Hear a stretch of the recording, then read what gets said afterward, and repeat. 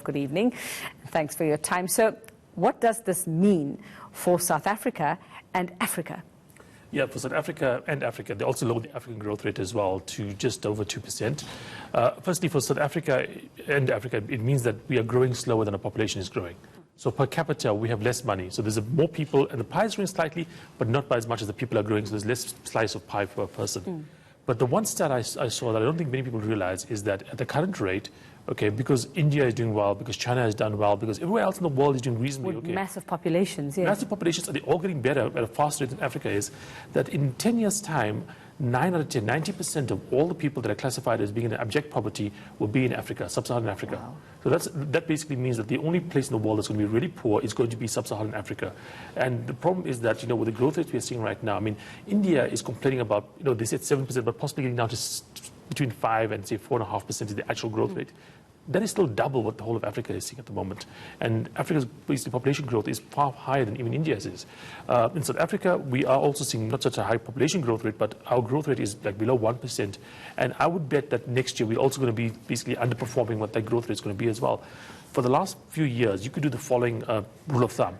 Whatever the prediction was at the start of the year, cut it in half, and you're going to be much closer to the actual growth rate for South Africa than the prediction. It's been true for many years now. Okay, all right. Well, that's very scary indeed. So we know that we are in a bad state generally, Viv. We know we have been, and we know we are a struggling economy at the moment. But what specifically has brought us to this point, to such a forecast? It's a number of factors. Of course, the electricity issue, but it's not just the electricity issue. Look, I mean, the real Africa story has been the collapse, but the kind of pullback in commodity prices over the last few years. I mean, one of the reasons we saw in the pre-2010 kind of, really strong growth in Africa was due to commodity prices. But we had to expect eventually China's, demand for commodities will be reduced, because that's what happens to every country that does what China did, was because when you industrialize, you're building bridges. When you get wealthier, you don't build bridges anymore, you build like iPhones. And iPhones, of course, take less material than bridges do.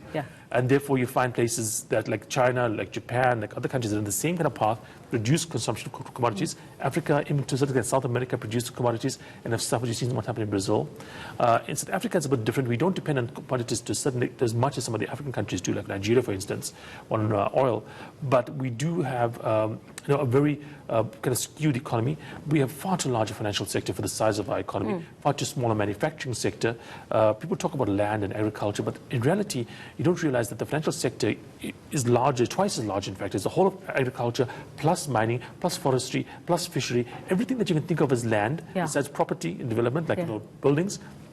Financial is twice that combined. And looking at what we have to do with our state-owned entities, I suppose. I mean, that's obviously, a big part of the problem as well. If we don't just have to look at electricity, but everything else. Yeah, and look, the one thing, I don't know who said it, but it's basically, you've got to build jobs for the people that, the labor force you have, not the labor force you wish to have. So people talk about the fourth industrial revolution and talk about the kind of people that would fuel the jobs for the fourth industrial revolution, programmers and roboticists and geneticists, all those great things, wonderful. But in reality, in South Africa, we have an unemployment rate that's basically built on the fact that a lot of people don't finish, even matric, and now the stuff about that in grade 9. Yes. If it's grade 9 and then you go to a trade school, which is as free as a public, high school is, fine. They get 3 years of schooling in electricity, being an electrician or being a plumber. The government pays for the whole thing. That's perfectly fine.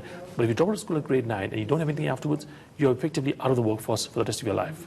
Oh, okay. So it's looking bleaker and bleaker, and that shocking stat, 9 out of 10 poor people will be in Africa. That's where we'll be. Okay, well, I'm not sure I'm going to say thanks for that, Viv, but it's not very, well, that's where we are. It's the truth. Rand Swiss Portfolio Manager Viv Govender there, just breaking it down for us. Well,